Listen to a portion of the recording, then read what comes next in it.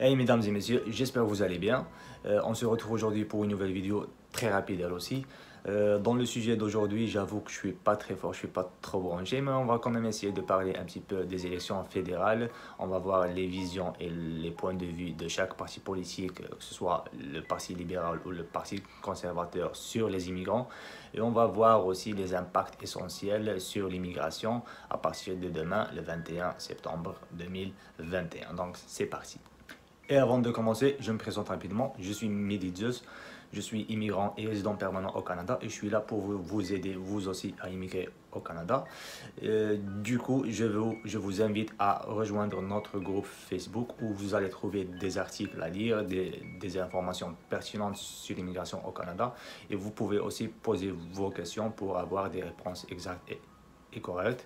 Du coup, vous allez réussir votre parcours d'immigration et votre projet d'immigration sans aucun souci.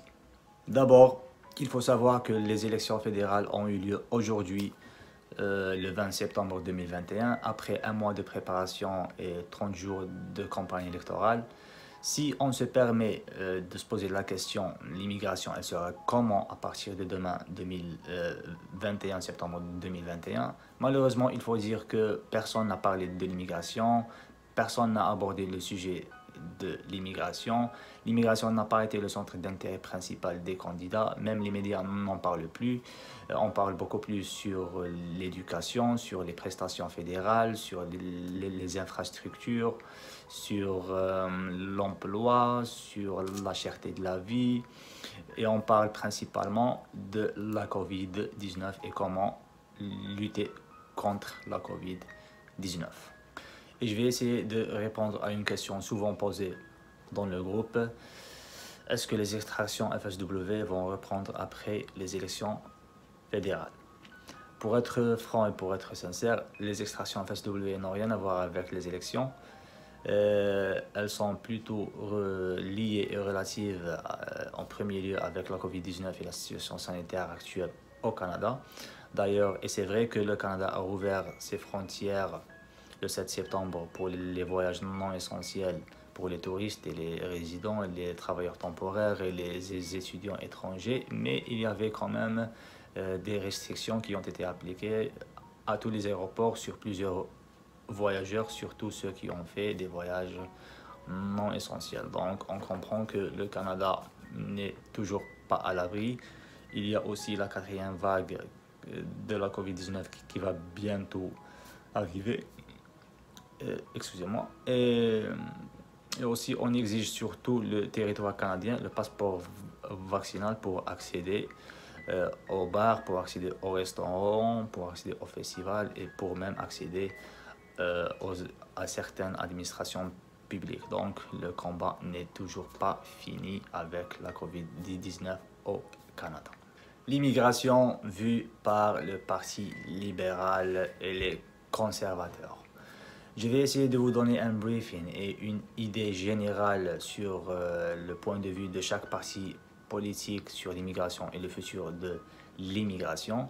Eh bien, sachez, mesdames et messieurs, que le Parti libéral veut attirer plus de réfugiés, et comme c'était le cas d'ailleurs avec les Syriens en 2019 et en 2020 et avec les Afghans cette année, et veut probablement attirer moins de travailleurs qualifiés, et on est d'ailleurs en train de le voir avec la mise à jour qui va être appliquée à partir du printemps 2022, la mise à jour de la classification nationale de profession de 2021, où l'IRCC va sélectionner du bassin entrée express. Il va sélectionner seulement les candidats qui répondent le plus aux besoins du marché de travail canadien. Alors que les conservateurs veulent complètement le contraire.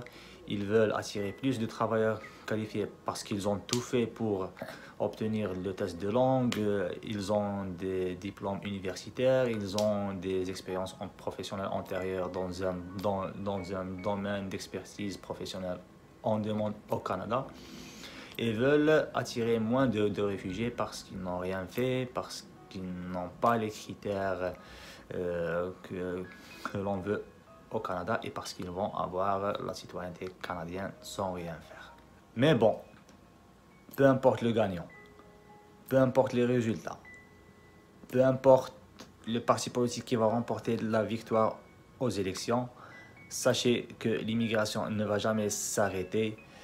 Il n'y a plus de Canada sans immigration, il n'y a plus d'immigration sans travailleurs, il n'y a plus de travailleurs sans entrée express. Donc, concentrez-vous seulement sur votre projet d'immigration. Le vote et le scrutin, c'est leur affaire, donc on s'en fout.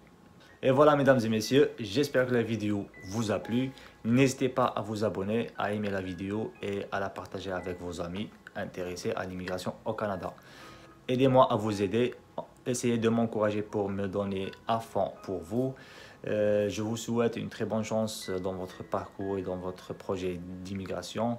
Du coup, voilà, ciao.